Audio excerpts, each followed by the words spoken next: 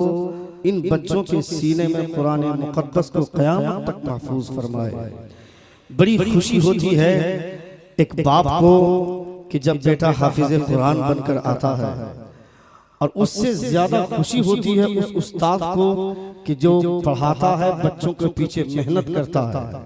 उलमाए किराम बोलते हैं कि बाप तो सिर्फ मंजिल का पता देता है और फिर लाके मदरसे में लगा देता है, बस इसी से ही नहीं जिंदगी बन जाती है। ये मुअल्लिम है जो पत्थर को ज़बां देता है। यानी अल्लाह रब्बुल इज्जत का कुरान पढ़ते हैं ये बच्चे। कल तलक जिसको माँ को माँ नहीं कहना आता था, बाप को बाप नहीं बोलना जानता था, मगर अल्लाह रब्बुल इज्जत का फजल देखिए कि कुरान मुक़द्दस को अपने सीने में उतारा।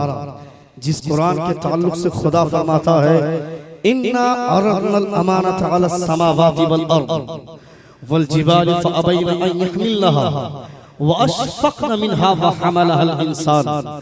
खुदा फरमाता है ये वो पहाड़ है, ये वो कुरान है जिसको मैंने पहाड़ों को पेश किया। इस कुरान को मैंने आसमानों के हवाले करना चाहा, जमीन के हवाले करना चाहा, पहाड़ों के हवाले करना चाहा।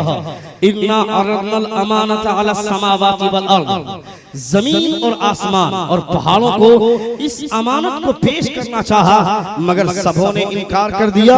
मगर वाह एक इंसान नबी कौनैन सल्लल्लाहु तआला अलैहि वसल्लम की अता से, मुस्तफा जान रहमत सल्लल्लाहु तआला अलैहि वसल्लम का एहसान है कि जिस कुरान मुक़द्दस के बार को जमीन उठाने से थर्रा जाए, आसमान उठाने से थर्रा जाए, पहाड़ उठाने से थर्रा जाए, मुस्तफा की अता से इंसान का एक छोटा सा बच्चा मुकम्मल कुरान को अपने सीने में घुमाकर घुमाता रहता है, मुकम्मल कुरान को अपने सीने में महफूज रखता है और घूमता रहता है।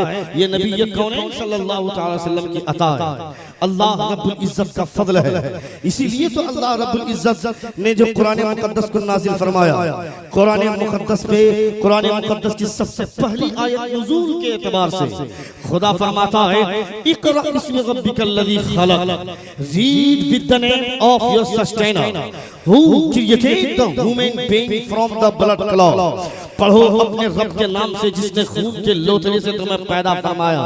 अल्लाह रब्बुल इज्जत ने कुरान मुक़द्दस को नाज़िल फरमाया मुस्तफा जान रहमत की जात पर, नबी कौनैन सल्लल्लाहु तआला अलैहि वसल्लम पर सबसे पहली आयत नुज़ूल के एतबार से कुरान मुक़द्दस की सबसे पहली आयत लफ्ज़ इक़रा से, यानी पढ़ो, इक़रा पढ़ो, ये अम्र का सिगा है।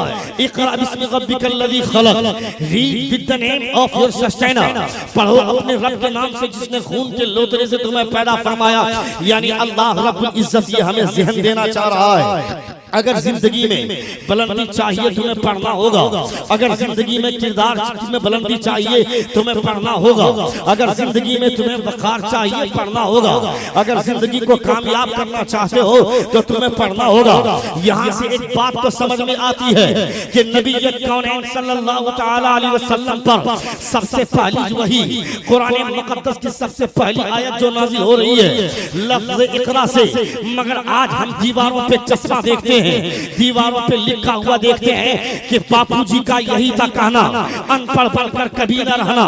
और इस कौल को, इस फार्मूले को इस कौल और इस फार्मूले को हिंदुस्तान के एक महान आदमी गांधी जी की तरफ मंसूब करते हैं और ये बोलते हैं कि गांधी जी ने तमाम लोगों को ये पैगाम दिया है कि जाहिल रहने की जरूरत नहीं है, जाहिल बनकर मत रहना, अनपढ़ बनकर कभी न रहना, पढ़ा लिखा इंसान बनकर रहो, एजुकेटेड बनकर रहो। जब पढ़ा लिखा इंसान दुनिया में चलता है तो उसे वक़ार मिलता है, उसकी जिंदगी में बहारें आती है, उसे सुरखरुई हासिल होती है। तो मैं कहना चाहता हूँ दीवारों पे जो ये शेर लिखा हुआ है कि बापूजी का यही था कहना, अनपढ़ बनकर कभी न रहना, ये नारा तो बाद में लगाया हिंदुस्तान के उस मोहनदास करमचंद गांधी ने, मगर इससे पहले दुनिया का एक अजीम इंसान जिनके ताल्लुक से हुजूर आला हज़रत फरमाते हैं कि यही बोले सिजरा वाले, चमने जहां के थाले सभी मैंने छान डाले, तेरे पाए का ना पाया। मेरे पैगंबर के ताल्लुक ताल्लुक से हुजूर आला हज़रत फरमाते हैं कि मेरे मुस्तफा से बेहतर कोई नहीं है। वो दुनिया का सबसे बेहतर इंसान जिन पर कुरान नाज़िल हो रहा है, तो सबसे पहली आयत की सबसे पहला लफ्ज इसी लफ्ज से यानी समझ में आ गया कि गांधी जी ने यह नारा बाद में लगाया। पढ़ो पढ़ो का नारा सबसे पहले अगर किसी ने लगाया है तो वो आमना का लाल है, मुस्तफा जाने। नारे तकबीर, नारे रिसालत, मज़हब इस्लाम। Iqra बिस्मि रब्बिकल्लज़ी खलक़। Read with the name of your sustainer who created the human being from the blood clot। नबी कौनैन ने इस आयत मुबारक की तायीद में फरमाया, मुस्तफा फरमाते हैं तलबुल इल्मी फरीदतुन अला कुल्ली मुस्लिमिन व मुस्लिमा। Search for knowledge is necessary, is essential for every Muslim male and Muslim female। इल्म दीन हासिल करना हर मुसलमान मर्द और औरत पर फर्ज है। दूसरी जगह नबी इरशाद फरमाते हैं उतलुबुल इल्म वलो कान BC. Seek the knowledge even going to China, seek the knowledge even it be in China। यानी नबी कौनैन इस आयत की तायीद में फरमाते हैं, नबी कौनैन फरमाते हैं कि इल्म दीन हासिल करो, चाहे तुम्हें चीन की भी मसाफत क्यों न झेलनी पड़े, चीन जैसे शहरों की भी लंबी मसाफत तुम्हें क्यों न झेलनी पड़े।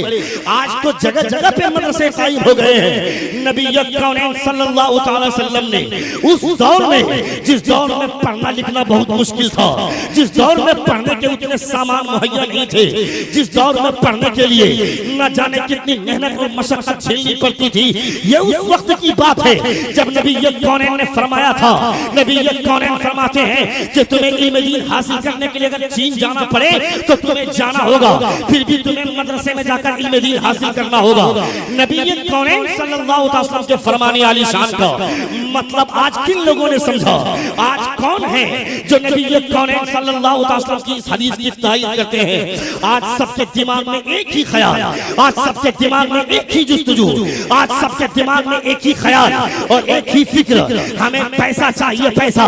मौलाना पढ़ाई लिखाई से कुछ नहीं होता है, हमने अपने बच्चों को पढ़ा दिया, क्या करेगा वो? हमें पैसा चाहिए, पैसा, पैसा ही बोलता है। मैं कहना चाहता हूँ अगर पैसा ही बोलता है, अगर पैसे ही की बुनियाद पर तूने देखा नहीं जिन लोगों ने पैसे कमाया, नरेंद्र सिंह मोदी ने एक नारा लगाया, सारे पैसे के अंबार पे आग लगाई जाने लगी।